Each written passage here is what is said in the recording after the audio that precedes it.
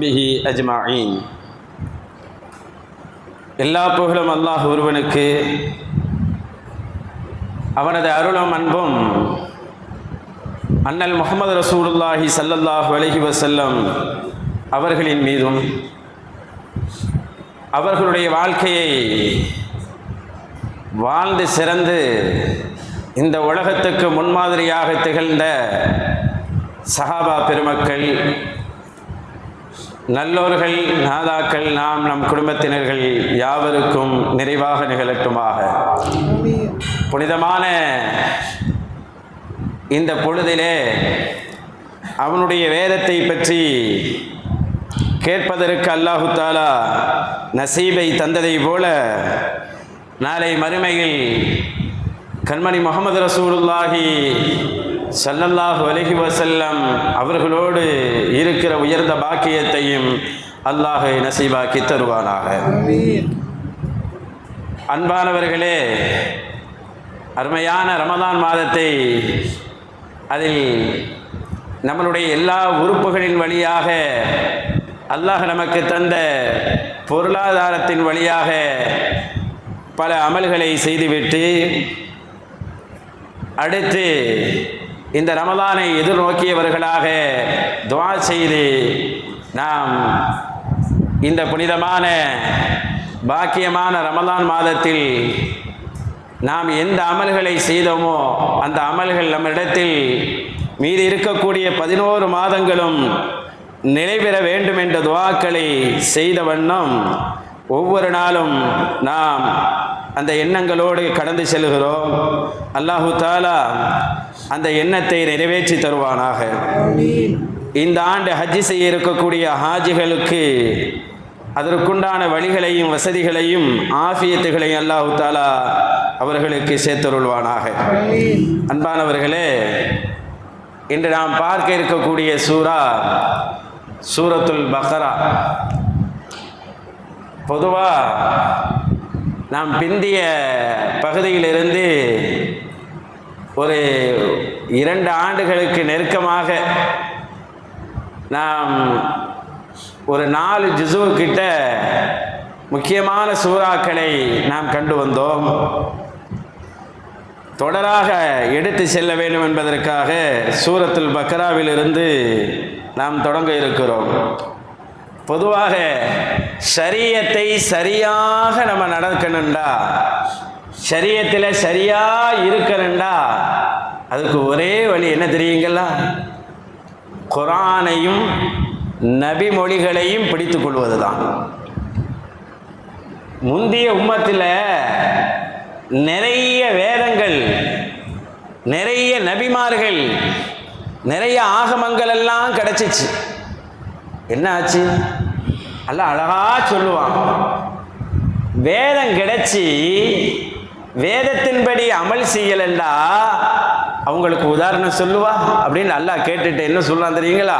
கழுத மாறிங்கிறான் அல்லாஹ். வேதம் கிடைச்சியும் வேதப்படி அமல் செய்யாத யூதர்களை அல்லாஹ் சொல்லுவது கழுதைக்கு ஒப்பானவர்கள் என்கிறான்.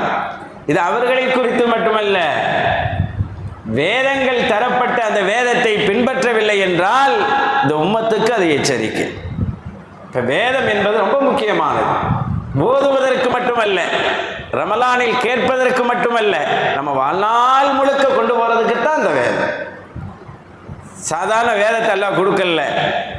அதுலேயும் இந்த வேதத்தில் முன்னோர்கள்லாம் பார்ப்பாங்க, 4 வசனத்தை கேட்டாங்கன்னா அங்கேயே மயக்கம் போட்டு விழுந்துருவாங்க. 4 வசனம். யமன்லேருந்து ஒருத்தர் வந்தாருங்க, துஃபைல். அவர் பேர் துஃபைல். நல்ல பெரிய அறிவாளி, சரியான அறிவாளி, நல்ல கவிஞர், இலக்கியவாதி. மக்காவுக்கு வந்தப்ப மக்காவில் இருக்கிற தலைவர்கள் சொன்னாங்களாம், இங்கே பாருங்க, இந்த ஊரில் ஒருத்தர் விவகாரமான ஆள் இருக்கிறாரு, அவர் புது மதத்தை உருவாக்கிக்கிட்டு இருக்கிறாரு, அவர்கிட்ட போயிடாதேன்னு சொன்னாங்களாம். இவர் ரொம்ப விளக்கமானவர், இலக்கியவாதி. அப்போ என்னங்க செய்யறதுன்னு கேட்டாராம். ஒன்றும் இல்லை, நீ இந்த ஊரில் இருக்கிற வரைக்கும் என்ன தவாப் செய்கிறதுக்காக வருவாங்க, ஊரில் இருக்கிற வரைக்கும் காதில் பஞ்சை வச்சுக்க அப்படின்ட்டாராம். சரின்னு தூக்கி சொல்கிறாங்களே ஊருக்காரவங்க, ஊர் பெரியவங்க சொன்னால் மதிக்கத்தானே செய்யணும். காதில் தூக்கி பஞ்சை வச்சுக்கிட்டாரு.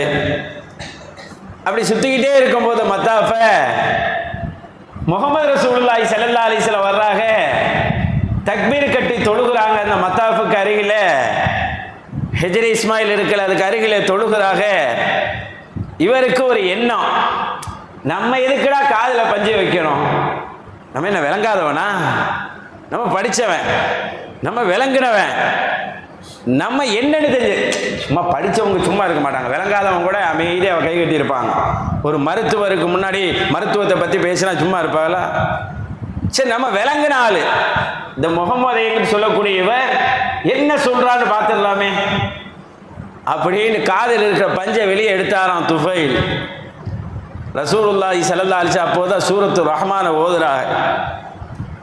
சூரத்து ரஹ்மான ஓதுறாங்க. அர் ரஹ்மான்னு சொல்லி 4 ஆயத்து தாங்க. 4 ஆயத்தை கேட்டாரு. முகமது ரசூலுல்லாஹ் தொழுகை முடிஞ்சவொடனே கையை பிடிச்சி இஸ்லாம் ஆகிட்டாரு, முஸ்லீம் ஆகிட்டாரு. சொன்னாராம், இது என்னதுன்னு கேட்டாராம். இது அல்லாஹ்வுடைய வேதம்னு சொன்னாங்களாம் முகமது ரசூலுல்லாஹ். இவ்வளவு அருமையான வேதமாக இருக்கிறதே, நான் இங்கேயே முஸ்லீம் ஆக்கி விடுகிறேன் என்றாராம். அப்புறம் சொன்னாராம், நான் முஸ்லீம் ஆகிட்டேன், எங்க ஊர்ல போய் இதை எப்படி எத்தி வைக்கிறது? இன்னைக்கு நம்ம சொல்றது இல்லைங்க, நம்ம ஓதுறோம். ஒரு ஆள் ஓதி காட்டுறோமா? நம்மளையே சில பேர் ஓதி காட்டுறது இல்லை. ஓதி காட்டினாலும் அதை கேட்கறது இல்லை. தொழுகையில் தராவிகளை மட்டும்தான் கம்முடு கேட்குறோம். அல்லாஹ் பார்த்தணும். அந்த ஒரு பெரிய பரக்கத்தான இபாதத்தை அங்கே தான் நடக்குது. அதுலேயும் சில பேர் கொஞ்சம் நீட்டி ஓதிட்டாவோ, கொஞ்சம் கூட ஓதிட்டாவோ, கொஞ்சம் முணங்குறதும் வந்துடும். அல்லாஹ் பார்த்தணும். ஏன்னா கேட்கறது அவ்வளோ பாக்கியங்க. அவங்க ஊரில் போய் ஓதி சொல்லி கொடுக்கறதுக்காக ரசூலுல்லாஹ் சொல்கிறாங்க. நம்ம வாழ்க்கையில் ஒரு ஆள் குர்ஆனை ஓதி காட்டியிருக்கிறோமா? யோசி பார்க்கணும். இது சுன்னத்துங்க. ஒரு ஆளுக்கு நம்ம ஓதி காட்டுங்க. ரசூலுல்லாஹ் அனுமதி கொடுத்தது, ரசூலுல்லாஹ் அனுமதி கொடுத்தது சுன்னதா இல்லையா? ரசூலுல்லாஹ் செஞ்சதும் சுன்னத்து தான். ரசூலுல்லாஹ் அதை கேட்கவும் செஞ்சிருக்கிறாங்க, கேட்கும்படி சொல்லவும் செஞ்சிருக்கிறாங்க. உடனே துஃபைலுங்கிறவங்களுக்கு ரசூலுல்லாஹ் துஆ செஞ்சாங்க, அல்லாஹ்வே இவருக்கு பேரொளியை கொடுப்பாயாக. இப்படி பாருங்க, இவர் போற இடத்துல எவ்வளவோ பிரச்சனை இருக்கலாம். குர்ஆனை சொல்ற இடத்துல இப்ப என்ன ஒன்றும் பிரச்சனை இல்லைங்க. இன்னைக்கு நம்ம சொல்ல மாட்டேங்கிறோமே தவிர குர்ஆனை நம்ம சகோதரர்கள்ட்ட சொல்றது இல்லை. மாற்று மத சகோதரர்களுக்கு எங்க போய் சொல்ல? இந்த குர்ஆன் எத்தனை பேர் அள வச்சிருக்கு தெரியுமா? வைதா சமீல் ஒரு ஜுசு இருக்கா இல்லையாங்க? அது தொடக்கமே பாருங்க, வைதா சமீமா உன்சில இலைக்கும் இருக்குல்லங்க. அருளப்பட்ட அந்த வேதத்தை அவர்கள் கேட்ட போது தரா அயுனஹும் தஃபீது மினத் தம்மின் அல்லாஹ் சொல்றான். கண்களிலிருந்து கண்ணீர் கொட்டுனுச்சுங்கிறான். அதே நபியை நீங்க பார்ப்பீர்கள். யாரை பத்தி சொல்றான்? முஸ்லிம்களை பத்தியா? குர்ஆனை கேட்டா கண்களிலிருந்து கண்ணீர் கொட்டுறதுன்னு சொல்றான் அல்லாஹ். அது முஸ்லிம்களை குறித்து அங்கே சொல்லப்படுது, கிறிஸ்தவர்களை குறித்து தான். இன்னைக்கு சில ஐரோப்பிய நாடுகளில் பார்த்தா மொழியே தெரியாது, குர்ஆன் கிராத்தை கேட்டு அழுதுருவாங்க. இன்னைக்கு ஒரு சில இடங்கள்ல இருக்கு, குர்ஆன் கிராத்தை கேட்டு அழுதுறாங்க. நம்ம போய் சொல்றது இல்லை, அவ்வளவுதான். சொல்லிட்டா யாரையும் அதை உருக்கிறோம். அவ்வளவு சக்தி குர்ஆனுடைய சக்தி. துஃபைல் ரலியல்லாஹு தஆலா அவர்கள்ட்ட ரசூலுல்லாஹ் சொல்றாங்க, அல்லாஹ்வே இவருக்கு ஒளியை கொடுப்பாயாக என்று துஆ செய்தார். அதனால தான் உங்களுக்கு பேர் என்ன தெரியுமா? ஜின்னூர். உஸ்மான் ரலியல்லாஹுக்கு பேரு ஜின்னூரைனி. இவங்களுக்கு பேர் என்ன? ஜின்னூர், ஒளி உடையவர். இந்த துவாவுக்கு பிறகு துஃபைல் ரலியல்லாஹு எங்க போனாலும் கூட பிரகாசம் போகுமா. என்ன பேர் பாருங்க, இவங்க பாதையில நடந்து போனா துஃபைல் ரலியல்லாஹு கூடவே பிரகாசம் போகுங்க. அதனால எவ்வளவு பெரிய பாக்கியத்தை வாங்கிட்டாரு பாருங்க, ஜின்னூர். ஏன் உஸ்மான் ரலியல்லாஹுக்கு ஜின்னூரைனி? ரசூலுல்லாஹ்வுடைய 2 பிள்ளையே கல்யாணம் பண்ணிக்கிட்டாங்க, அதனால அவளுக்கு 2 பேர், அந்த பேர். இவளுக்கு ரசூலுல்லாஹ் நேரடியாக துஆ செஞ்சாங்க, ஒளியை கொடுன்னு சொல்லி. அப்படி ஒரு 4 ஆயத்து நறுக்குன்னு காதுல விழுந்துச்சு, ஆயத்து உள்ள போனுச்சு, பஞ்சு வெளியே வந்துருச்சு. எவ்வளவு பெரிய பாக்கியம் பத்தியல. அந்த இனமே யமனுக்கு போய் அவர் தாவா படி செஞ்சாருங்க.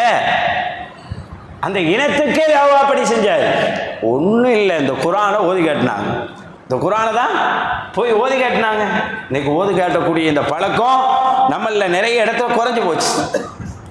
அதனால தான் வாரந்தோறும் குரான்லேருந்து ஒரு 4 ஆயத்தை கேட்டுக்கிறோமே என்ற அடிப்படையில் தான் இந்த தஃப்சீர் ஏறத்தாழ நம்ம ஒரு 1.25 வருஷமாக தொடர்ந்து செஞ்சுக்கிட்டு இருக்கோம் அல்லாஹ்வுடைய உதவியில். இதை ஏன் சொல்கிறேன்டா, இது பெரிய பாக்கி, அல்லாஹ் கொடுத்த பெரிய பாக்கி. இதை பேசுறதுக்கு அல்லாஹ் நசீபை கொடுக்குறான் பார்த்தீங்களா? யாருக்கு கிடைக்கும் யோசிச்சு பாருங்க. கேட்குற நசீபை கொடுக்குறான் பாருங்க. அப்படி அவ்வளோ சிறந்த ஒரு வேதம் தான் குரான் என்பது. இந்த குரானை எந்த அளவுக்கு மதிக்கணும் பார்த்தீங்களா? நம்மளுடைய பாருங்க, நம்ம ஹிலாஃபத்துன்ற ஒரு முறை நம்மள்ட்ட இருக்கு பார்த்தீங்களா? ரசூல்லா காலத்தில் குலஃபாய் ராஷின் காலத்தில் தொடங்குனுச்சாலேங்க, குலஃபாய் ராஷின் ஹிலாஃபத் இருக்குல்லங்க, அங்கே தொடங்கின ஹிலாஃபத்தை 1924 வரைக்கும் துருக்கி உதுமானிய பேரரசு ஹிலாஃபத்து இருக்கத்தானே செஞ்சிச்சு. 4 ஹலீஃபாக்கள் ஆச்சு.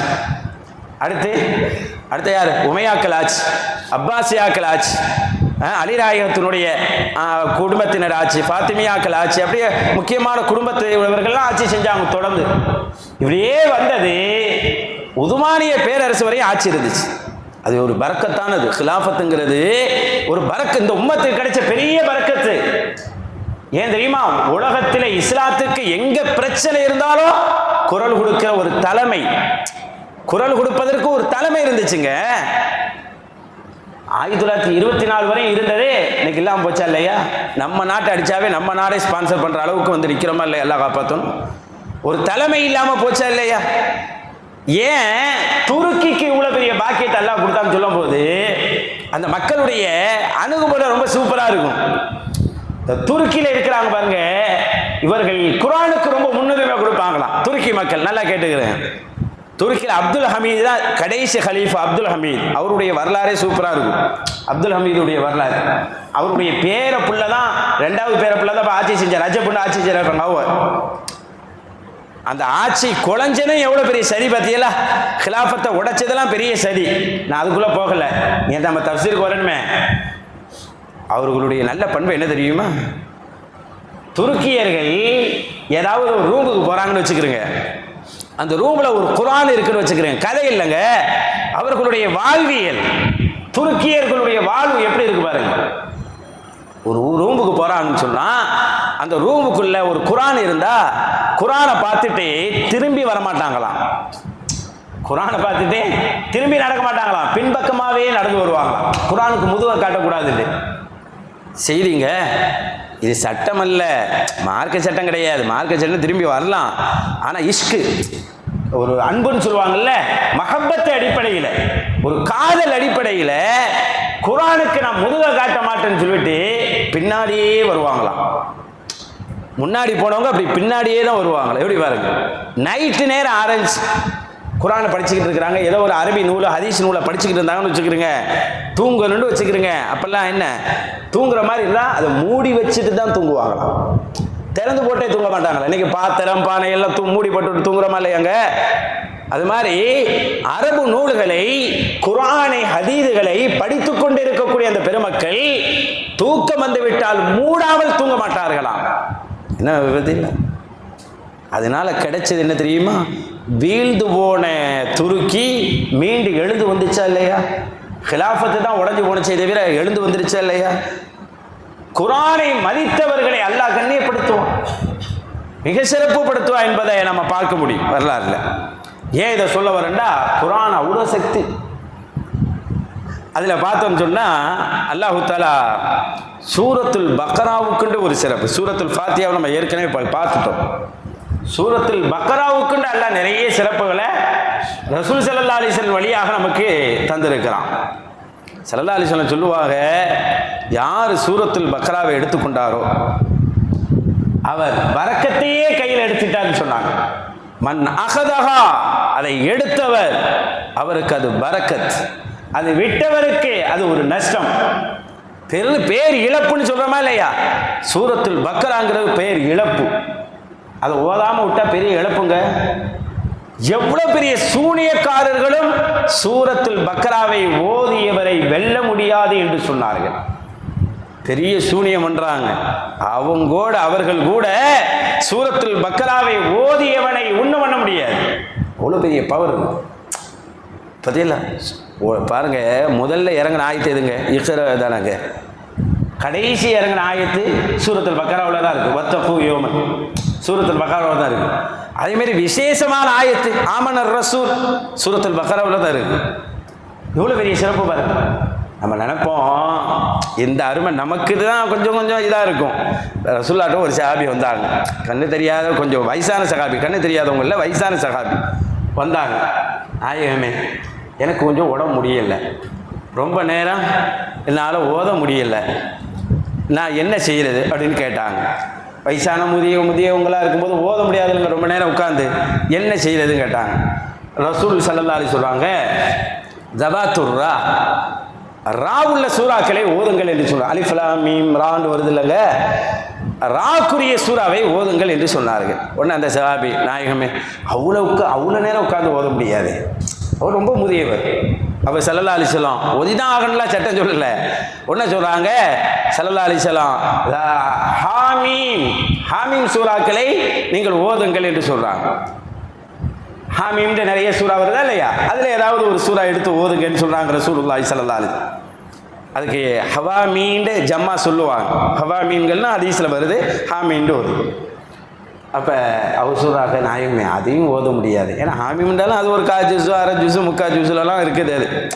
அப்போ அதையும் ஓத முடியலை, வயது முதிர்வு மூப்பு காரணமாக ஓத முடியாது. இப்போ ரசூலுல்லாஹ் சொன்னாங்க, ஒரு சூறா சொல்கிறேன், அதை டெய்லி ஓதுறீங்களா, முழு குர்ஆன் ஓதுற மாதிரி பொருள் அதுக்குள்ள இருக்கிறதுன்னு சொன்னாங்க.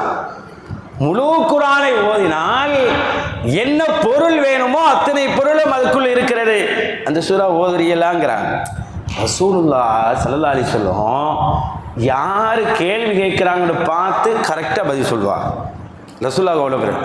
அபூபக்கர் ரலியல்லாஹு தஆலா அன்ஹு ஒரு தடவை வர்றாங்க, வந்து சொல்கிறாங்க, நாயகமே எனக்கு ஒரு துவா சொல்லி கொடுங்கன்றாங்க. யாரு? அபூபக்கர் ரலியல்லாஹு. அல்லிம்னி துஆஅன் ஃபதுஉ பிஹா ஃபிஸ்ஸலா, எனக்கு ஒரு துவாவை சொல்லி கொடுங்க, நான் தொழுகையில் அதை ஓதிக்கிறேங்கிறாங்க. அபூபக்கர் ரலியல்லாஹு அரபு தானங்க, அபூபக்கர் ரலியல்லாஹு அரபு தான். இன்னொரு சிறப்பு என்ன தெரியுமா, அபூபக்கர் ரலியல்லாஹு அரபு குலத்திலே படித்தவர்களில் ஒருவர். முஹாஜிர்களில் படித்தவங்க கம்மி தானே, அன்சாரி முஹாஜிர்களில் அல்ல, படித்தவர்களில் ஒருவர் அபூபக்கர் ரலியல்லாஹு. சித்திக் நாயகம் நல்லா படிக்க தெரிஞ்சவங்க, நல்லா அரபு தெரிஞ்சவங்க. தன்னால் ஒரு துவாவை தானே உருவாக்கி செய்ய முடியுமா இல்லையா, துவா கேட்க முடியுமா இல்லையா? இன்னும் அவ்வளோ ஆற்றல் இல்லாதவர்கள் அல்லாஹ் பார்த்தோம், எவ்வளோ வளமிக்கவர்கள், அவர்களால் முடியும். ஆனால் ரசூலுல்லாஹ்ட்ட வந்து கேட்குறாங்க, நாயகமே எனக்கு ஒரு துவா கற்றுக் கொடுங்க, அதை நான் தொழுகையில் ஓதிக்கிறேன் அப்படின்னு. ஸல்லல்லாஹு அலைஹி வஸல்லம் அவங்களாச்சும் சொல்லியிருக்கணும், அபூபக்கரே நீங்கள் என்ன செய்யுங்க, உங்களுக்கு தான் அரபு தெரியுமில்ல, நீங்களே கேட்டுக்கிறீங்களேண்டாச்சும் சொல்லியிருக்கணும். அப்படி சொல்லலை. ரசூலுல்லாஹ் யார் எதை கேட்டு வராங்கன்னு தெரியும், அதுக்கு தோதுவாகவே பதில் சொல்லுவாங்க. ரசூலுல்லாஹ் ஸல்லல்லாஹு அலைஹி வஸல்லம் சொல்லி கொடுத்தாங்க, ரப்பி இன்னி ஸலம்து நஃப்ஸி ஸுல்மன் கஸீரன் ஒரு துவா வருது இல்லைங்க, அந்த துவா தொழுகையில ஓதுற பாருங்க அத்தஹியாத்துல, அந்த துவாவை ரசூலுல்லாஹ் சொல்லி கொடுக்குறாங்க. அல்லாஹ்வே நான் ஒரு கொடும் பாவத்தை செய்து விட்டேன், நான் பெரும் பாவத்தை செய்து விட்டேன், ஃபக்ஃபிர்லி என்னை நீ மன்னிப்பாயாக. இந்த துவாவை ரசூலுல்லாஹ் சொல்லி கொடுக்குறாங்க. இப்போ உண்மையில் நம்மளே எடுத்துக்கிறோமே, அபூபக்கர் ரலியல்லாஹு பெரும்பாவம் செஞ்சவங்களா, ஸுல்மன் கபீரான்னு வருது வாசகம், ஒரு பெரும்பாவத்தை செஞ்சவங்களா அவங்க. இஸ்லாத்துக்கு வந்ததுக்கு பிறகு இப்படி ஒரு, சரி இஸ்லாத்துக்கு முன்னாடியாச்சு இப்படி ஒரு பெரும்பாவம் செஞ்சுருக்கிறாங்களா? நம்ம எங்கேயாச்சும் படிச்சிருக்கிறோமா? அபூபக்கர் ரலியல்லாஹு அப்படி ஒரு பெரும்பாவம் செஞ்சதா? எங்க எந்த சின்ன பாவமே நம்ம செய்யலை நம்ம நம்பிக்கிட்டு இருக்கிறோம். சில பேருண்டா கருத்து வேற்றுமையில் பொறாமையில் அபூபக்கர் நாயகத்தை வேறு மாதிரி பேசலாம் ஒரு சில பார்ட்டிகள் இல்லையா, அலி ரலியல்லாஹு முன்னிலைப்படுத்தி. ஆனால் நம்ம கொள்கை என்னங்க, அப்படி எங்கேயாச்சும் ஒரு வரலாறு இருக்கு அபூபக்கர் ரலியல்லாஹு பாவம் செஞ்சதாக? ரசூலுல்லாஹ் சொல்லி கொடுக்குறாங்க, நான் பெரும்பாவம் செய்து விட்டேன், கொடும்பாவம் செய்து விட்டேன், என்னை மன்னிப்பாயாக என்று சொல்லி கொடுக்குறாங்க. இப்போ இவங்க துன்யாவுடைய துவா கேட்டு போனாங்களான்னு சொல்லலை, ஆகிரத்து துவா வேணும்னு சொல்லல, மன்னரைக்குரிய துவா வேணும்லாம் சொல்லல, துவா ஒன்று வேணுண்டாங்க. ஆனால் அவங்க என்ன நோக்கத்தில் வந்தாங்கன்னு முகமது ரசூலுல்லாஹ்வுக்கு தெரியுது பாருங்க. சொல்ல புரியுதுங்களா? அவங்க என்ன நோக்கத்தில் வந்தாங்க? இந்த துவாவை கற்றுக் கொடுத்தோன்னே வந்து துவா வேணும்னு சொன்னதுக்கா இவ்வளோ பெரிய பாவம் செஞ்சுட்டேன்னு சொல்கிறீங்கள, நான் எங்கே பாவம் செஞ்சேன்னு கேட்டாங்களா அபூபக்கர் இல்லை ரசூலுல்லாஹ்ட்ட? பாவமே செய்யலை இல்லைங்க, நம்மளே நம்பி இருக்கிறோம்ல. நான் எப்போ பாவம் செஞ்சேன்? துவா ஒன்று வேணும்னு சொன்னதுக்காக ரப்பி இன்னி வலம்து நஃப்ஸி, அல்லாஹ்வே நான் பெரிய அக்கிரமம் செய்து விட்டேன், பெரும்பாவத்தை செஞ்சுட்டேன்னு சொல்லி கொடுக்குறீல்ல. அப்படின்னு அபூபக்கர் ரலியல்லாஹு ரசூலுல்லாஹ்வை பார்த்து ஒரு கேள்வி கேட்கல. பத்தியல்ல என்னண்டா முஹம்மது ரசூலுல்லாஹி ஸல்லல்லாஹு அலைஹி வஸல்லம் யாருக்கு எந்த துவாவை சொல்லிக் கொடுக்க வேண்டும் என்ற அந்த நிலைப்பாட்டை எடுப்பதில் மிகச் சரியானவர்கள் என்பதை சித்திக்குல் அக்பர் விளங்கியிருந்தார்கள். எப்படி பாருங்க, என்ன ஒரு நம்பிக்கை பாருங்க. அதை நான் செய்திருக்கணும்னு நோக்கம் இல்லை, என் முஹம்மது ரசூலுல்லாஹ் இந்த இடத்தில் இந்த துவாவை ஓதுங்கள் என்றால் இந்த அபூபக்கருக்கு அந்த துவா பொருத்தமாகத்தான் இருக்கும் என்று நம்பி இருந்தார்கள். என்ன ஒரு நம்பிக்கை பாருங்க. அதனாலதான் எதிர்மறையான ஒரு கேள்வியை முஹம்மது ரசூலுல்லாஹ்ட்ட அவங்க வைக்கல. நான் எங்க பாவம் செஞ்சேன்னு கேட்கல. சஹாபாக்களுடைய ரசூலுல்லாஹ் சொன்ன அப்படியே ஏத்துக்கிற பக்குவம் பார்த்தீங்களா? ரசூலுல்லாஹ் ஒன்று சொல்லிவிட்டா அப்படியே ஏற்றுக்கிடுவாங்க. அது சஹாபாக்களுக்கு மட்டுமே உள்ளது. இன்னொரு செய்தி, ஒரு செய்தியிலேருந்து இங்கே வந்தேன், அந்த செய்தி அப்படியே இருக்குது. நான் வரேன். அபூதர் ரலியல்லாஹு ஒரு சஹாபி, அவங்கள பாருங்க, ரசூலுல்லாஹ்வோட போயிட்டு இருக்கிறாங்க. போகும்போது ரசூலுல்லாஹ் சொல்கிறாங்க, உஹது மலையை கிராஸ் பண்ணி போகும்போது, இங்கே பாருங்க அபூதர், இந்த உஹது மலை அளவுக்கு அல்லாஹ் என்னை தங்கமாக்கி தந்தாலும் எனக்கு, ரசூலுல்லாஹ் சொல்கிறாங்க, அந்த இரவு 2 திர்ஹம் அளவுக்கு என் வீட்டில் இருப்பதை நான் விரும்பவில்லை. இப்படி பாருங்க, தங்கமாக்கி தந்தாலும் அத்தனையும் அந்த இரவில் 2 திர்ஹங்கள் அல்லது 2 தீனார்கள் தங்க காசுகளின் வீட்டில் இருப்பதை நான் விரும்பவில்லை என்று சொல்கிறார்கள். இந்த செய்தியோட உரையாடிக்கிட்டு போகிறாங்க. அப்படியே போகும்போது ரசூலுல்லாஹ் ஒரு குறிப்பிட்ட இடத்துல அபூதர் ரலியல்லாஹு பார்த்துட்டு, இங்கே பாருங்க அபூதர் மக்கானக், இந்த இடத்துல உட்காருங்க சொல்லிட்டு போகிறாங்க. எங்கே நான் இப்போ வந்த இடத்துல இப்படி விட்டுட்டு போறீங்கலாம் கேட்கல. நம்மளாம் ஒரு ஆளுக்கு பேசிகிட்டே போகும்போது இங்கே நில்லுங்க அந்த வரேன்னு சொன்னால் என்ன மாதிரி சொல்லுவோம், நான் வந்து கூட்டிட்டு நடுவில் விட்டுட்டு போகிறேன்னு சொல்லுவோமா இல்லையாங்க? ஒரு கேள்வியும் கேட்கலாங்க. அவங்க பாட்டு உட்காந்துட்டாங்க, ரசூலுல்லாஹ் பாட்டு போயிட்டாங்க. கொஞ்ச நேரம் கழித்து ஒரு சப்தம் கேட்குது. சப்தம், பயங்கரமான சப்தம். திரும்பி பார்க்குறாங்க, ஒன்றும் தெரியல. இன்னொரு சப்தம், இவங்க தனியாக வேற இருக்கிறாங்களா, எந்திரிச்சு போகலான்னு நினைக்கிறாங்க. எந்திரிச்சு போகமே நினைக்கிறாங்க, மனசு வரல. என்ன ரசூலுல்லாஹ் என்ன சொன்னாங்க? மக்கானக், அந்த இடத்திலேயே இருங்கன்னு சொன்னாங்க, அங்கேயே இருங்கன்னு சொன்னாங்க. அதனால எந்திரிச்சே போகல. கொஞ்ச நேரம் கழிச்சு ரசூலுல்லாஹ் வந்தாங்க. வந்தோடனே நாயகம் ஸல்லல்லாஹு அலைஹி வஸல்லம் சொன்னாங்க, நான் இந்த இடத்துல உட்காந்துருதில்ல, உட்கார்ந்துருக்கும் போது கடுமையான ஒரு சப்தம் கடிச்சு நாயகமே. என்னன்னு பார்த்தா ஒன்றும் தெரியல. திரும்பவும் சப்தம் கடிச்சு, ஆனால் உங்கள் வார்த்தை ஒரு உத்தரவு இருக்கா இல்லையா, உங்கள் உத்தரவை நான் மதிக்கணுங்கிறதுக்காக. ரசூலுல்லாஹ்வுடைய உத்தரவு அப்படி நினைப்பாங்க. ரசூலுடைய உத்தரவுன்னா அவங்களுக்கு அவ்வளோ உசுறு. உங்கள் உத்தரவை மீறிடக்கூடாது என்பதற்காக இந்த இடத்துல உட்கார்ந்துருந்தேன் சொன்னாங்க ரசூல் ஸல்லல்லாஹு அலைஹி வஸல்லம். அபூதரே, அது என்ன சப்தம் தெரியுமா அப்படின்டா. சொல்லுங்க. அவங்க கூட என்ன சப்தம்னு கேட்கல, சப்தம் வந்துச்சு மட்டும்தான் சொன்னாங்க. ரசூலுல்லாஹ்வே சொல்றாங்க, அது என்ன சப்தம் தெரியுமா? ஜிப்ரீல் வந்தார்கள். வஹி ஒரு 7 கட்டமாக வஹி வரும். ஜிப்ரீல் வந்தார்கள்.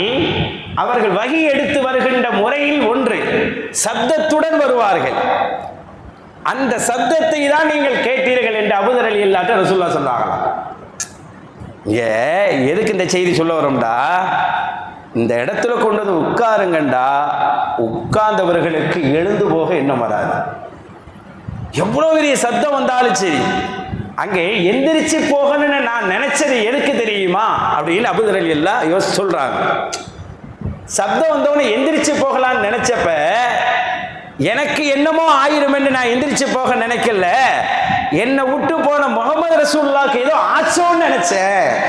எப்படி என்ன பாருங்க, அந்த இடத்த விட்டு எந்திரிச்சு போகலாம்னு நினைச்ச பார்த்தீங்களா, அது எனக்கு என்னமோ ஆயிடும் என்றல்ல, என்னை விட்டு முன்னாடி போன முஹம்மது ரசூலுல்லாஹ்க்கு ஏதோ ஆயிருக்குமோன்னு பயந்துட்டேன்டா. விடுவார். அந்த அளவுக்கு முஹம்மது ரசூலுல்லாஹ் சொன்ன அப்படியே கேட்டுக்கிற ஒரு பக்குவம். எவ்வளோ பெரிய சஹாபியும் சரி, எவ்வளோ பெரிய சின்ன சஹாபியாக இருந்தாலும் முஹம்மது ரசூலுல்லாஹ் சொன்னால் அப்படியே நின்றுக்குருவாங்க, அந்த கோட்டிலேயே இருப்பாங்க. இதில் சஹாபாக்களுடைய வாழ்க்கையை படிக்க படிக்க படிக்க அப்படியே நம்மளுக்கு அந்த வாழ்க்கையை வாழ மறந்துட்டோமோ தள்ளி வந்துட்டோமோன்ற எண்ணம் வரும். ரொம்ப இதாக இருக்கும். ரசூலுல்லாஹ்வுடைய காலத்தில் மட்டும் இல்லை, அவங்களுக்கு அடுத்த காலத்தில் கூட அப்படி தான் இருந்தாங்க. ரசூலுல்லாஹ் சில பேர்லாம் வாப்பாவை முன்னாடி மதிப்பாங்க, விட்டுட்டு பின்னாடி அவர் நடக்கிறாருமா அப்படிம்பாங்க. என்னங்க மரியாதை போச்சு இல்லைங்க. ஒரு தடவை முஸாப் ரலியல்லாஹ் அவங்க ஒரு சஹாபியோட அவங்களுக்கு ஒரு வருத்தம் வந்துடுச்சு. அந்த சஹாபியை திட்டுறதுக்காக அவங்க புறப்பட்டு போகிறாங்க முஸாப் ரலியல்லாஹு தஆலா அவர்கள். அப்போ அதை பார்த்து அனஸ் ரலியல்லாஹு தஆலா அவர்கள் கேட்டாங்க, எங்கெங்க போகிறீங்க? சண்டை பிடிச்சது யாருன்னா அன்சாரி தோழர் முஸாப் ரலியல்லாஹோட சண்டை. முஸாப் ரலியல்லாஹ் முஹாஜிர், சண்டை போட்டது அன்சாரி தோழர், 2 பேருக்கும் ரசூலுல்லாஹ்வுக்கு பிந்திய காலத்தில். அப்போ ரசூலுல்லாஹ்வுக்கு பிந்திய காலத்தில் இல்லை, ரசூலுல்லாஹ்வுடைய காலத்தில் தான், ரசூலுல்லாஹ் இல்லாத நேரத்தில். அப்போ சண்டைக்கு வேகமாக திட்டுறதுக்காக போகிறாங்க முஸாப் ரலியல்லாஹ். இப்போ அனஸ் ரலியல்லாஹ் வழி மறிச்சாங்களாம், எங்கே போகிறீங்க? அந்த அன்சாரியை திட்டுறதுக்காக போகிறேன். ரசூலுல்லாஹ் ஒரு செய்தி சொன்னாங்க, சொல்லட்டா அப்படின்ட்டாங்க. சொல்லுங்களேன்.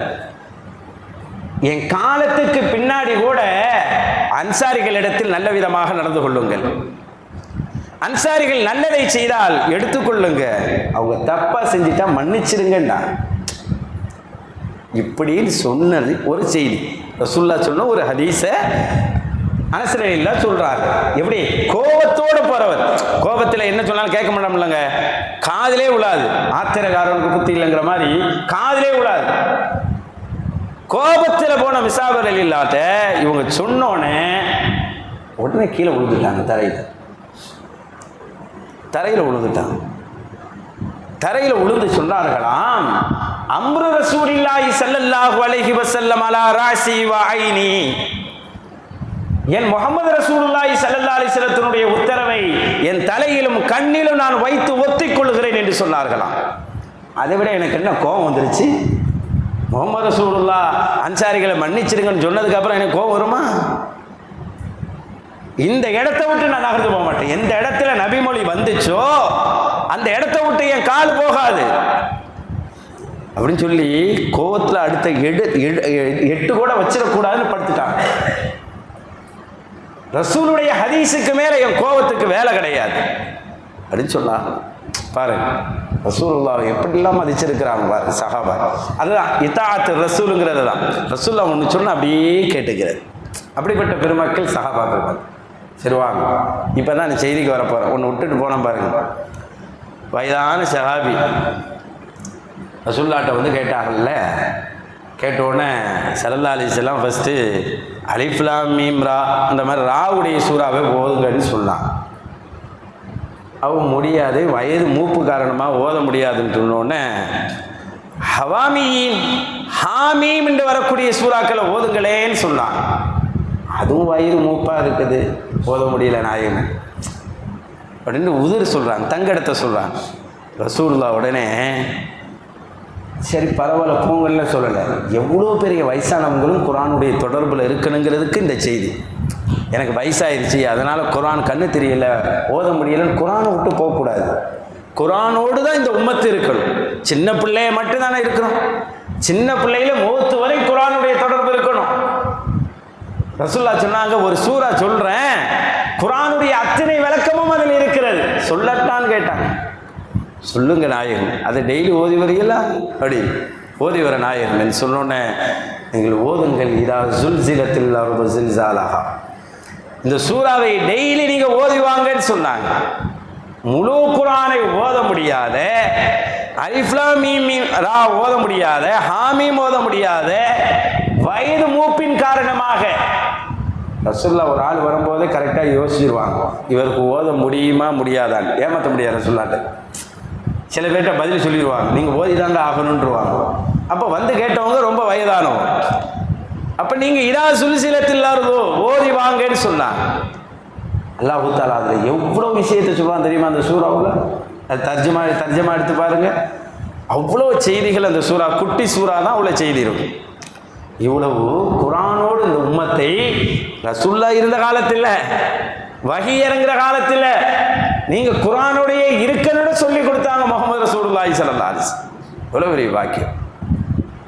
இந்த எண்ணத்தில் நாம் இருக்கின்ற போது எவ்வளவு பெரிய பிரச்சனையை நாம் லேசாக கடந்து போக முடியும் என்பதை பெருமக்கள் சொல்லித் தருவாங்க. அந்த அடிப்படையில் இன்று நாம் பார்க்க இருக்கக்கூடிய சூரா சூரத்துல் பக்ரா. குர்ஆன்ல மிகப்பெரிய சூரா சூரத்துல் பக்ராங்கிறது மிகப்பெரிய ஒரு சூரா.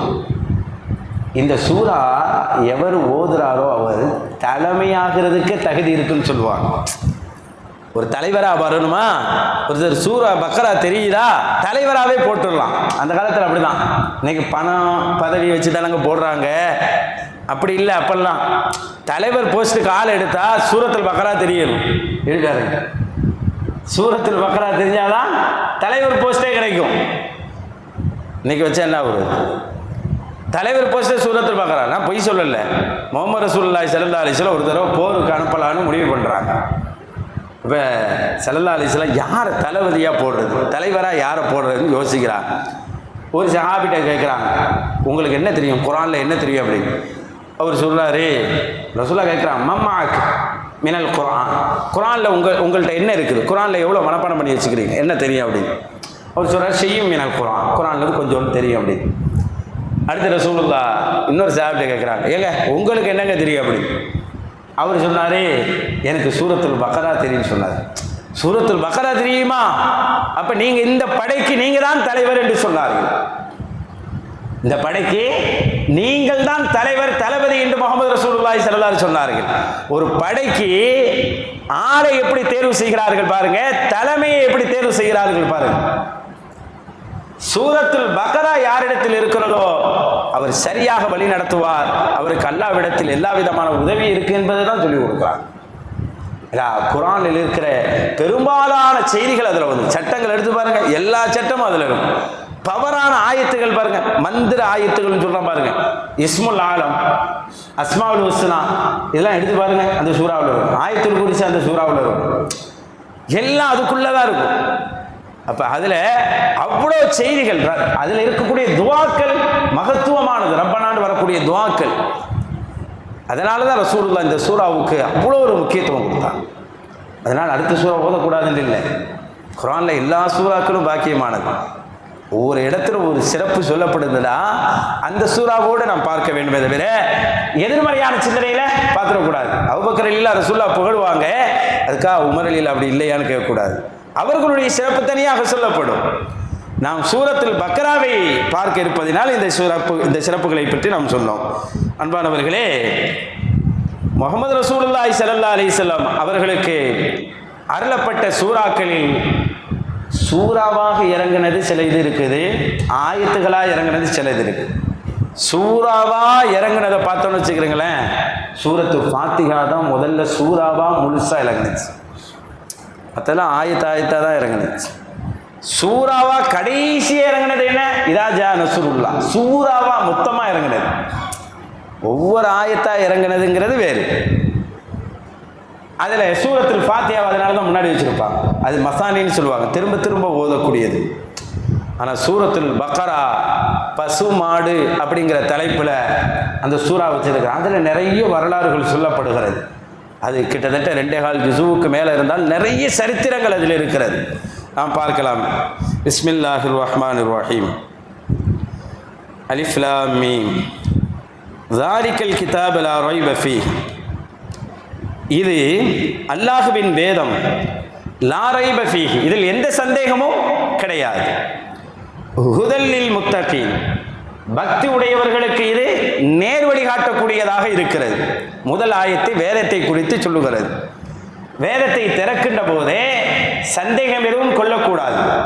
சந்தேகம் என்றால் பக்ராவில் மட்டுமல்ல, சூரத்துல் ஃபாத்திஹாவில் தொடங்கி கடைசி சூரத்து நாஸ் இருக்கு பாருங்க, அட்டை டு அட்டை, அதுக்குள் எந்த இடத்திலும் சந்தேகம் வரக்கூடாது. சந்தேகம் வந்தால் ஒரு மூமினா இருக்க முடியாது. முதல்ல அந்த செய்தி சொல்லப்படுகிறது. அடுத்து இந்த வேதம் இறையச்சம் உள்ளவர்களுக்கு நேர்வழி காட்டுகிறது என்று சொல்லப்படுகிறது. அடுத்த வசனமாக, மூன்றாவது வசனமாக, இரையச்சம் உள்ளவர்கள் யார் என்று சொல்லும்போது, அல்லதீன யுமினூன பில் கைபி, அவர்கள் மறைவானவற்றை நம்புவார்கள். வயகீமூன ஸலாத்த, தொழுகையை நிலைநிறுத்துவார்கள். வமிம்மா ரஸக்னாஹும் யுன்ஃபிகூன், நாம் அவர்களுக்கு தந்திருக்கக்கூடியதிலிருந்து செலவு செய்வார்கள். இந்த 3 பண்புகளும் அவங்கள்ட்ட இருக்கும். மறைவானதை நம்புவார்கள், தொழுகையை நிலைநிறுத்துவார்கள், அடுத்து நாம் வழங்கியதிலிருந்து அவர்கள் உணவளிப்பார்கள், செலவு செய்வார்கள். அடுத்து 4வது வசனம், வல்லதீன யுமினூன பிமா உன்சில இலைக், நபியே உங்களுக்கு அருளப்பட்ட வேதத்தை நம்புவார்கள். வமா உன்சில மின் கப்லி, உங்களுக்கு முன்னால் அருளப்பட்ட வேதங்களையும் அவர்கள் நம்புவார்கள். வபில் ஆகிரத்தி ஹும் யூகினூன், அவர்கள் மறுமையை உறுதியாக நம்புவார்கள். இத்தனை தன்மைகள் அல்லாஹ் சொல்லிட்டு அடுத்து பாருங்க, உலாயிக அலா ஹுதம் மிர் ரப்பிஹிம், இவர்கள்தான் தங்களுடைய ரப்பின் நேர்வழியில் இருக்கிறார்கள். உலாயிக ஹுமுல் முஃப்லிஹூன், இவர்களே வெற்றியாளர்கள் என்று அல்லாஹ் முதல் 5 வசனத்தில் வேதத்தை பற்றியே முழுக்க சொல்லுகிறான். நம்மளுடைய வேதம், முன்னால் அருளப்பட்ட வேதம், இதை முழுசாக நம்பணும். மறைவானதை நம்பணும். மறைவானது என்னங்க? மூத்துக்கு பிறகு இருக்கிற எல்லாம் மறைவானது.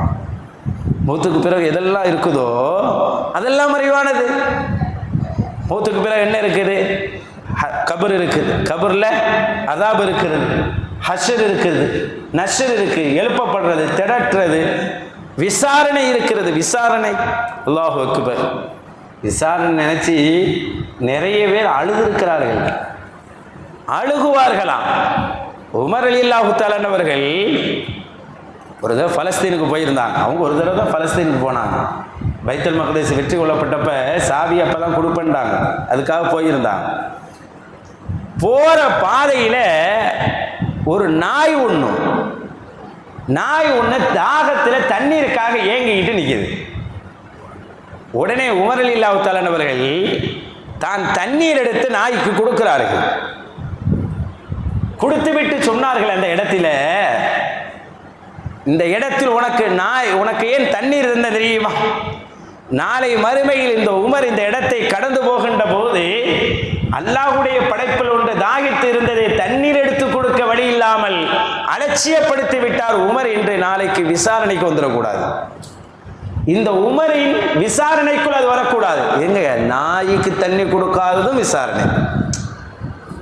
விசாரணை வித்தியாசமாக இருக்கும். விசாரணையில் எல்லாம் முதல்ல எதை கொடுப்பான்? பட்டோலையை தான் கொடுப்பான். நம்மளுடைய விசாரணை இருக்குது பாருங்க, அந்த ஏடை கொண்டு வந்து கொடுப்பான். கொடுத்தோன்னு நம்ம தான் வழக்கமாக எது கொடுத்தாலும் நம்ப மாட்டோமே. அந்த மாதிரி அவன் சொல்லுவான், எனக்கு இவ்வளோ பாவம்லாம் செய்யலையே அப்படிம்பான். சந்தேகமா மனுஷன், இவ்வளோ ரொம்ப ஜாஸ்தியாக இருக்குதே அப்படின்னு. அல்லாஹ் தஆலா கிராமன் காத்திபீனை கூப்பிடுவானா, சொல்லுங்க இப்போச்சு சொல்லுங்க அப்படின்னு. அவங்க அழகாக சொல்லுவாங்களாம், அவங்க தானே அங்கே பதிவு செய்கிறது.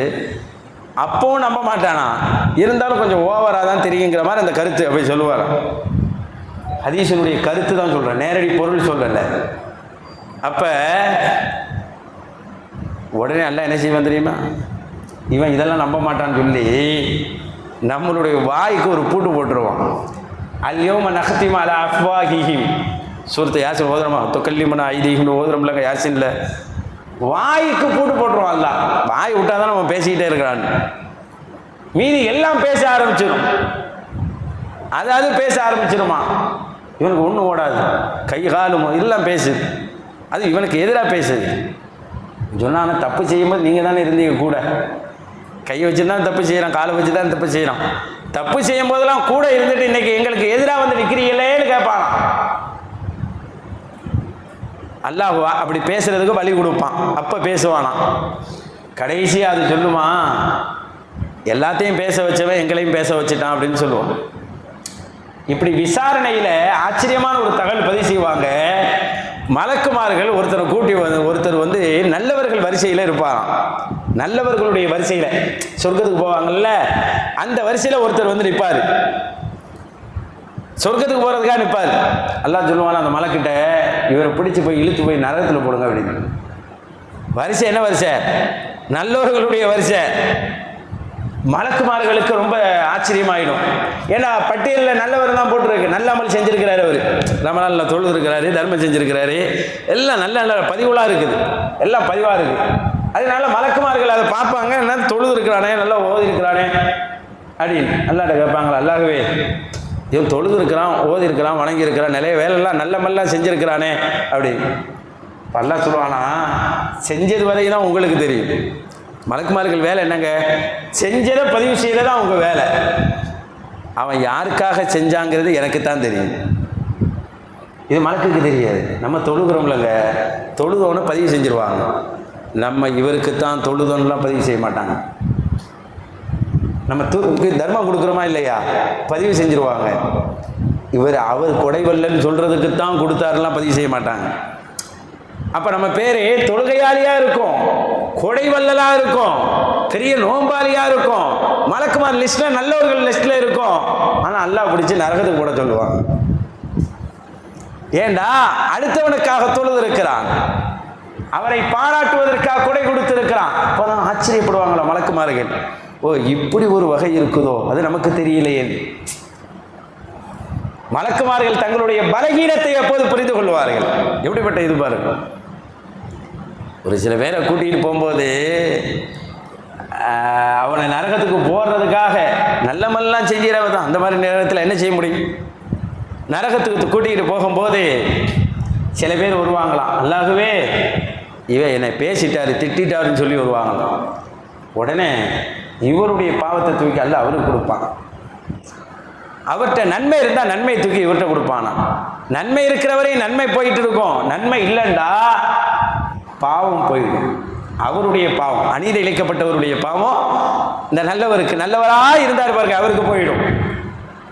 என்னாச்சுன்னா சில நேரத்தில் ஒரு சுவாரஸ்யமான ஒரு செய்தி எழுதுவாங்க, நன்மையெல்லாம் போயிடுமா, காலி ஆகிடுமா அந்த நல்லவருக்கு.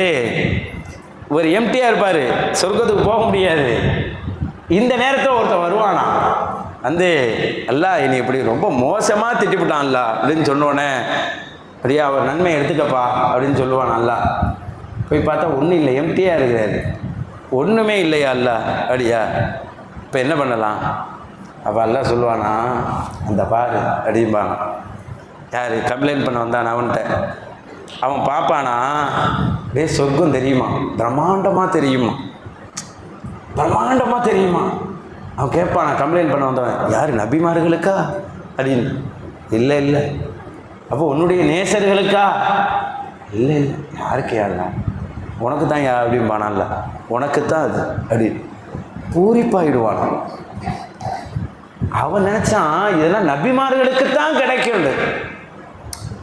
அவன் நினைச்சிருந்தா இதெல்லாம் வலிமார்களுக்கு, இறைநேசர்களுக்குத்தான் அல்லாஹ் கொடுப்பான். ஏன்னா அவ்வளோ பெரிய நியமத்தை பார்ப்பாங்க. அல்லாஹ் சொல்லுவான், இது உனக்குத்தாங்க, இது இவனுக்குத்தாண்டா. அவங்களுக்கெல்லாம் எப்படி இருக்கும்? இவனுக்கு எப்படின்டா, நபிமார்களுக்கு இறைநேசர்களுக்கு எப்படி இருக்கும்? சரி சரி.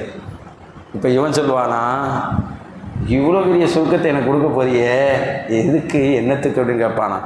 நீ எனக்கு ஒன்று செய்யணும் அப்படின்பானா. அல்ல என்ன, இவனை மன்னிச்சிடுறியான்னு கேட்பான். யார எல்லாத்தையும் கொடுத்துட்டு எம்டியாக இருக்கிறான் பாருங்க, இவனை நீ மன்னிச்சிடுறியா, அதுக்காக இதை தரேன்னு சொல்லுவான். அல்ல இப்படி பாருங்க, அல்ல எவ்வளோ விசாலமானவன். அந்த விசாரணை நேரத்தில் அப்படின்னு நினச்சி இந்த ஹதீஸில் பதிவு செய்யும் போது வரலாறுகளை இதை எழுதுவாங்க. ஏன் சொல்கிறேன்டா, விசாரணையை நினச்சி நிறைய பேர் பயந்துருக்கிறான். இதெல்லாம் இப்போ என்ன என்ன விசாரணை, மறுமை விசாரணை. இன்ன வரையும் நம்ம பார்க்கல, மறைவானது, அது மறைவானது. உமரடியில் ஒரு தடவை நடந்து போகும்போது ஒரு அம்மாட்ட கேட்டாங்க, ஏம்மா உமருடைய ஆட்சி எப்படிமா இருக்குன்னு கேட்டாங்க. அந்த அம்மா வயசான அம்மா. அந்த அம்மா சொல்லிச்சு, அவரை நான் வறுமையில் விடமாட்டேன், வழக்கு தொடர் வந்துச்சு. யார்கிட்ட? உமரடியிலாவை பற்றி அல்லாட்ட வழக்கு தொடர் போதுதான்.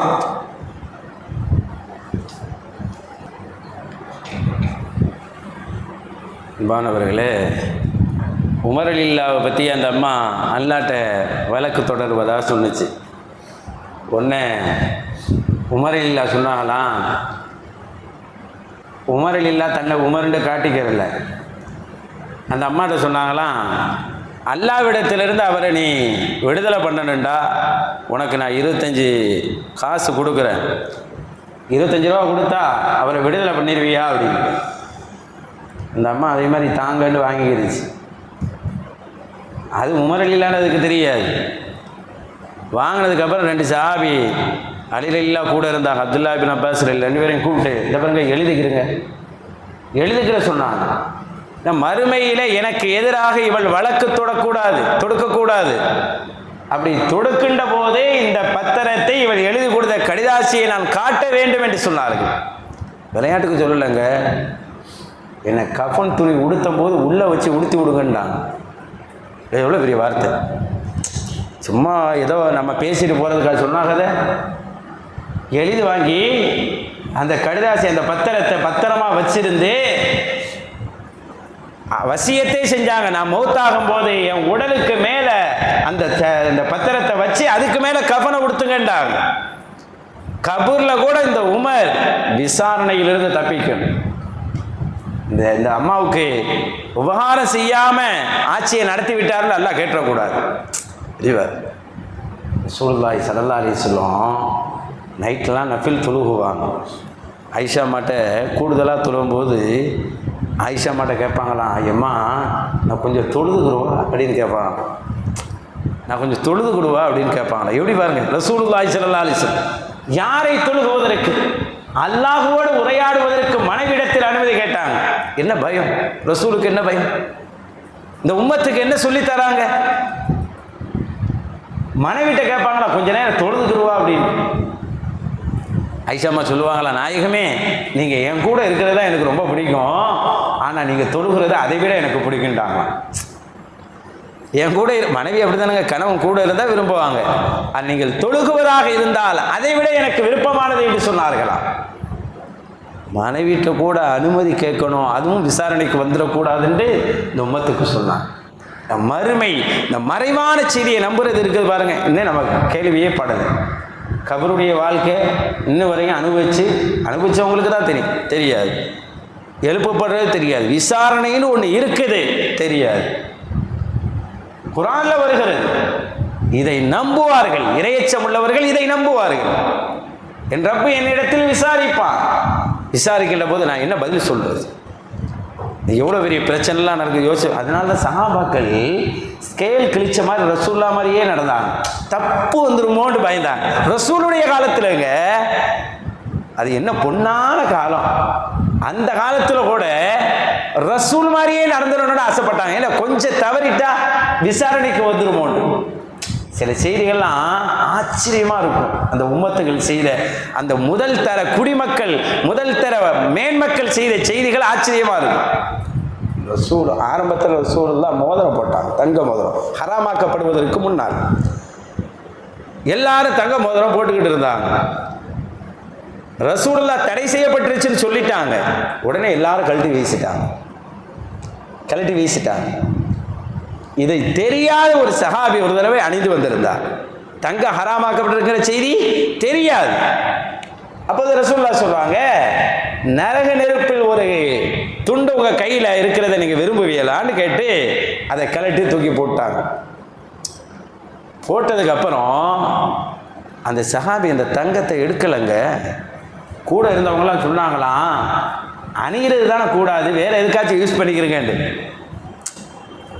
அப்ப அவர் சொன்னாராம், முஹம்மது ரசூலுல்லாஹ் தூக்கி வீசினதை நான் எடுக்கலாமா? அவர்கள் எதை தூக்கி வீசினார்களோ அதை எதுக்காகவும் நான் எடுக்க மாட்டேன்னு சொன்னாங்க. ஆச்சரியமா இருக்கும். ஆரம்பத்தில் தொழுகையில் செருப்பு போட்டு தொழுவாங்க. நம்ம செருப்பு அல்ல, அது வேறு விதமான செருப்பு போட்டு தொழுகிற பழக்கம் இருந்துச்சு ஆரம்பத்தில். ஒரு தடவை ரசூலுல்லாஹ் தொழுதுகிட்டு இருக்கும்போது செருப்பை கழட்டிட்டாங்க.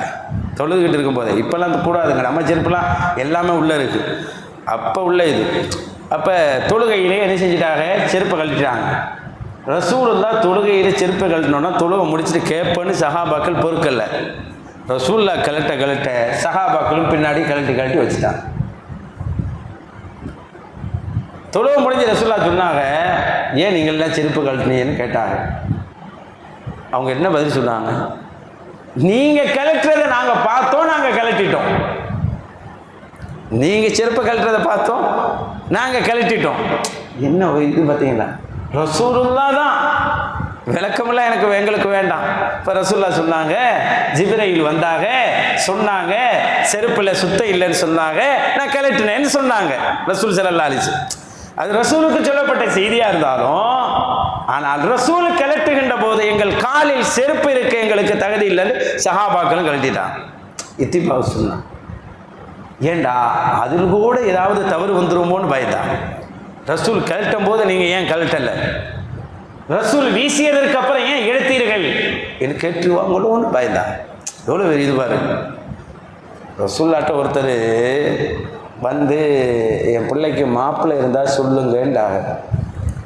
ரசூல்லா சொன்னாங்க, நான்டா பொண்ணு எடுத்துக்கிறேனே அப்படின்ட்டாங்க. சந்தோஷமாயிட்டார் அவர். ரசூல்லாவுக்கு பொண்ணை கொடுக்குறோமா, நம்ம மாமனாரில் எவ்வளோ பெரிய பாக்கியம், ரொம்ப சந்தோஷமாயிட்டாங்க. ரசூல்லா சொன்னாங்க, எனக்கு எடுக்கலை, என்னுடைய நண்பர் ஜுலைபுக்கு நான் எடுத்துக்கிறேன் அப்படின்ட்டாங்க. அவர் ஒரு ஏழை சஹாபி, ஜுலைபுக்காக நான் எடுத்துக்கிறேன் அப்படின்னு. அவர் ஒன்றும் இல்லாத சஹாபி, ஆக ஏழையான சஹாபி. அவர் உடனே நான் வீட்டில் போய் மனைவிட்ட மஷூரா பண்ணிட்டு சொல்லுவேன். வீட்டில் இங்கே சொல்லிட்டு போகும்லங்க, வீட்டில் மஷூரா பண்ணிட்டு சொல்கிறோன்ட்டு. மஷூராண்டாவே இல்லைன்ற அர்த்தங்கிற மாதிரி போயிடும். அப்போ வீட்டில் போய் மஷூரா பண்ணிட்டு சொல்கிறேன் அப்படின்னு வீட்டுக்கு போனாங்க. போய் சொன்னாங்களாம் மனைவிட்ட. போய் ரசூல்லாட்ட சொன்னேன், ரசூல்லா பொண்ணு எடுத்துக்கிறேன்னு சொன்னால் அந்த அம்மாவுக்கு ரொம்ப சந்தோஷம். ரசூல்லாவுக்கு நம்ம பொண்ணான் கொடுத்துட வேண்டியதானேண்டாங்களாம். அப்போ அவங்க சொன்னால, ரசூல்லாவுக்கு இல்லை, ஜுலைபுக்கு கட்டி கொடுக்க போகிறாங்களாம். ஜுலைபுக்கா? ஒன்றும் இல்லாதவருக்கு ஏன் பிள்ளையா அந்த அம்மா? இந்த உரையாடலை கேட்டுக்கிட்டு இருந்த உள்ள இருந்த பொண்ணு, இந்த பொண்ணை தான் கட்டி கொடுக்க போகிறாங்க. அந்த பொண்ணு உள்ள இருந்து பேசினுச்சா, துரத்தானி அம்ர ரசூலுல்லாஹி ஸல்லல்லாஹு அலைஹி வஸல்லம், ரசூலுல்லாஹ் ஒன்று சரின்னு சொல்லியிருக்காது, வேணான்னு நீங்கள் தடுக்கிறீங்களான்னு கேட்டுச்சான். ரசூலுல்லாஹ் என்ன பொண்ணு கேட்டுட்டாங்க. அது யாருக்கு கேட்டா என்ன? லை யுலையினி ரசூலுல்லாஹி ஸல்லல்லாஹு அலைஹி வஸல்லம் அபதன். ரசூலுல்லாஹ் ஒருபோது என்னை பால் கணத்தில் தள்ள மாட்டாங்க, என்னை வீணாக்க மாட்டாங்க. ரசூலுல்லாஹ் ஒரு வாப்பா அம்மா சரியான பொருத்தம் கூட பார்க்க முடியாது, முஹம்மது ரசூலுல்லாஹ் பார்த்து வைக்கிறான், அது சரியான மாப்பிள்ளையாக தான் இருக்கும். ரசூலுல்லாஹ் பொண்ணு கேட்க யாருக்கு கேட்டா என்ன? கட்டுப்படுறதல்லவா நம்ம வேலை அப்படின்னு அந்த புள்ள உள்ள இருந்து சொல்லிச்சான். நீங்கள் போய் சரின்னு சொல்லுங்கன்னு சொல்லி கல்யாணம் அவங்க கூட தான் நடந்துச்சு. இப்படி பாருங்க, ரசூலுல்லாஹ் ஒன்று சொல்லும் போது அதை மாறி செஞ்சுட்டா நாளைக்கு விசாரணைக்கு இல்லவா போயிடுன்ற அந்த பயம் அவர்களை ஒடுக்கி. அப்ப இதை தான் அல்லாஹ் சொல்லுகிறான். இந்த வேதம் இருக்குது பாருங்க, குரான், குரானுக்கு முந்தைய வேதம் தௌராத், ஜபூர், இஞ்சில். அதே மாதிரி நம் நபி முஹம்மது ரசூலுல்லாஹி ஸல்லல்லாஹு அலைஹி வஸல்லம் அவர்களுக்கு முன்னால் வந்த நபிமார்கள், இவர்களை நம்பி குர்ஆனையும் நபி வழியிலும் நாம் எடுத்து வாழுகின்ற போது, நடக்கின்ற போதுதான் ஷரியத் சரியாக இருக்கும். நம்மளுடைய ஷரியத் மிகச்சரியாக இருக்கும் என்பதை இன்னைக்கு 5 வசனங்கள் சொல்லுகிறது. முதல்ல முஸ்லிமுடைய அடையாளம் குர்ஆன், இரண்டாவதாக மறைவானவற்றை நம்புவது, அடுத்து நபிமார்களுக்கு மத்தியில் வித்தியாசம் பார்ப்பதில்லை, வேதங்களுக்கு மத்தியில் வித்தியாசம் பார்க்கக்கூடாது. இப்படி இருந்தா அல்லாஹ் நமக்கு தரப்பட்ட என்ன தெரியுமா? உலாயிக அலா ஹுதம் மிர் ரப்பிஹிம், அவர்கள் நேரான பாதையில் இருக்கிறார்கள், ரப்புடைய நேரான பாதையில் இருக்கிறார்கள். உலாயிக ஹுமுல் முஃப்லிஹூன், அவர்களே வெற்றியாளர்கள்ங்கிறான். அல்லாஹ் தகிய வெற்றியாளர்கள் கூட்டத்தில் நம்ம எல்லாம் சேர்த்தருள்வானாக. அல்லாஹு தாலா இந்த சூரத்துல் பக்ராவினுடைய முதல் 5 வசனத்தின் காரணமாக நம் வீட்டில் இருக்கக்கூடிய எல்லா பிரச்சனைகளையும் அல்லாஹு தாலா லேசாக்குவானாக. நம்மளுடைய வீட்டில் இருக்கக்கூடிய சுகவீனங்களை அல்லாஹு போக்கி நலத்தையும் சுகத்தையும் அல்லாஹ் தருவானாக. நம்மளுடைய உம்மத்தில் இருக்கக்கூடிய நெருக்கடிகளை போக்கி அல்லாஹு தாலா நிம்மதியான வாழ்க்கையை தருவானாக. நம்மளுடைய எல்லா அமல்களையும் அல்லாஹ் கபூல் செய்வானாக. ஆமீன் ஆமீன். அல்ஹம்துலில்லாஹி ரப்பில் ஆலமீன். வலா முஹம்மத் ஸல்லல்லாஹு அலைஹி வஸல்லம், ஸல்லல்லாஹு அலா முஹம்மத் ஸல்லல்லாஹு அலைஹி வஸல்லம், ஸல்லல்லாஹு அலா